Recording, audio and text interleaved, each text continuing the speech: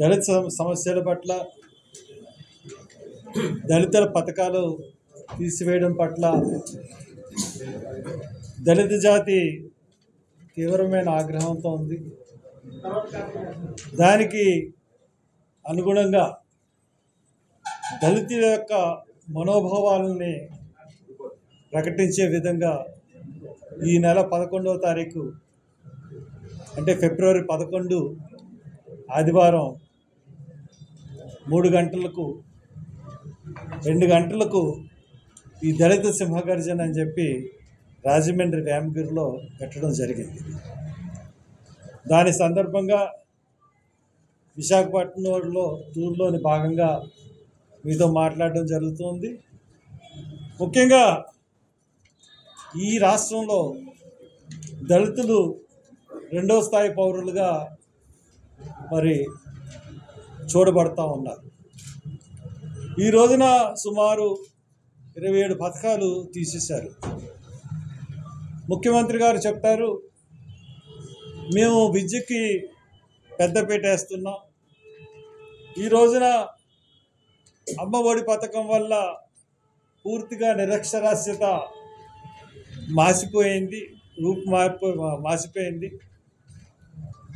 అలాగే English medium వల్ల ఎన్నో అసలు ఇంగ్లీష్ మీడియం వల్ల అందరూ కూడా అమెరికా వెళ్ళిపోయి సెటిల్ అయిపోయిన పరిస్థితి ఉందని చెప్తా ఉన్నారు.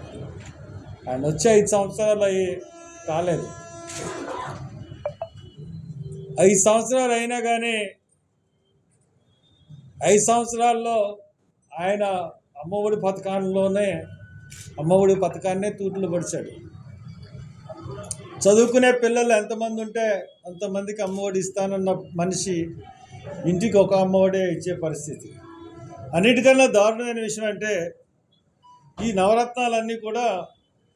నవరత్నాలన్నిటికీ బడ్జెట్లోంచి నిధులు కేటాయిస్తారు. ఇప్పుడు రాష్ట్ర ప్రభుత్వ ఉద్యోగులకు కానీ ఎవరికైనా సరే ఉద్యోగస్తులకి, ప్రభుత్వ ఉద్యోగస్తులందరికీ కూడా బడ్జెట్ నుంచే మరి నిధులు కేటాయిస్తారు. అలాగే ఈ నవరత్నాలకు కూడా బడ్జెట్ నుంచే నిధులు కేటాయిస్తారు. కానీ పడతా ఉంది మనకి దళితుల పట్ల రెండవ స్థాయి పౌరులుగా చూడబడుతున్నారు అన్న దానికి కారణం సప్లాన్ నుంచి నిధులు కేటాయించడం. మేము చదువుకున్నది స్కాలర్షిప్స్ మీద. ఈ రోజున ఈ స్థాయికి వచ్చామంటే ఆ రోజు కాంగ్రెస్ ప్రభుత్వం కానీ తర్వాత వచ్చిన ప్రభుత్వాలన్నీ కూడా పీజీ విద్యార్థులకి ఫీజు రియంబర్స్మెంట్ కానీ స్కాలర్షిప్ కానీ ఇచ్చి, ఈయన వచ్చిన తర్వాత జగనన్న విద్యా దీవెన, జగనన్న వసతి దీవెన అని పెట్టి మరి 2 రకాల కింద చేసి పీజీ విద్యార్థులు కూడా ఇచ్చేవాడు. మరి సడన్గా 2 సంవత్సరాల క్రితం నుంచి పీజీ విద్యార్థులకి ఈ ఫీజు రియంబర్స్మెంట్ తీసేశాడు.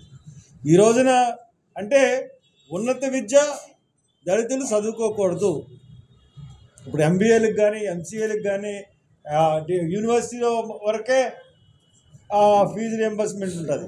తర్వాత ఏ కాలేజీలో, ప్రైవేట్ కాలేజీలో కానీ, సెల్ఫ్ ఫైనాన్స్ కోర్సులు కాలేజీల్లో కానీ ఫీజు రియంబర్స్మెంట్ లేదు. దానివల్ల ఆల్మోస్ట్ పీజీకి దూరం అయిపోయిన పరిస్థితి.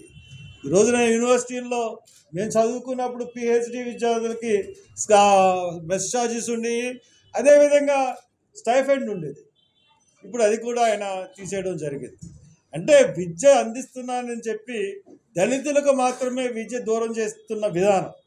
అన్నిటికన్నా దారుణం ఏంటంటే మనకి కనపడుతూ ఉన్నది విద్యలో ఈ సంవత్సరంలో 5 మెడికల్ కాలేజీలు వచ్చినాయి.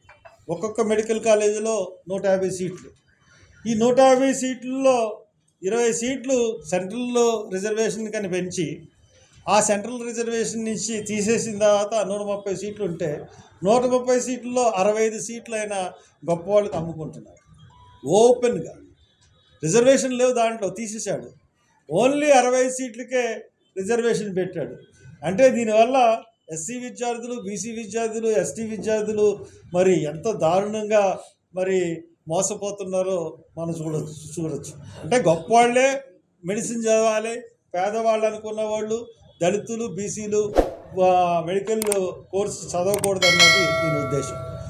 ఈయన చెప్తున్న మాటలు నేను ఉద్యోగంలో ఒక్కడనే ఉండిపోయాను, నన్ను అందరూ కూడా నన్ను చాలా విధంగా చేస్తున్నారు అంటున్నాడు. కానీ నీకు అండగా ఉన్న, నీకు ఓటేసిన, పూర్తిగా 90% నుంచి 100% ఓట్లు వేసిన దళితుల్ని నువ్వు మోసపుచ్చుతున్నావు. నీ అంత